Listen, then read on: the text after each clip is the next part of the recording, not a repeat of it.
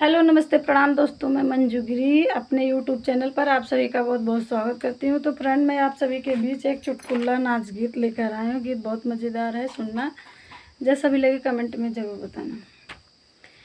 सैया कोयल सी मीठी हमारे बोली, सैया कोयल से मीठी हमारे बोली, दिल ममता की मूरत सकल भोली, दिल ममता की मूरत सकल भोली, सैया कोयल से मीठी हमारे बोली, सैया कोयल से मीठी हमारे बोली।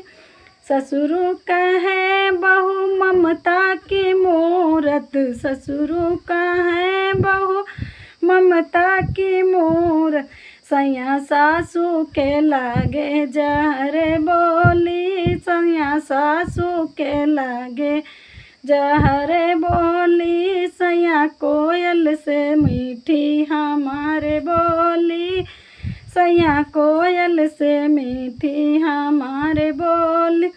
जेठा का है पूँ से फूल झरत हैं, जेठा का है मुख से फूल झरत हैं, जटनी के लागे बंदूक के गोली, सैया कोयल से मीठी हमारे बोली, दिल ममता की मूरत सकल भोली, दिल ममता की मूरत सकल भोली, सैया कोयल से मीठी हमारे भोली।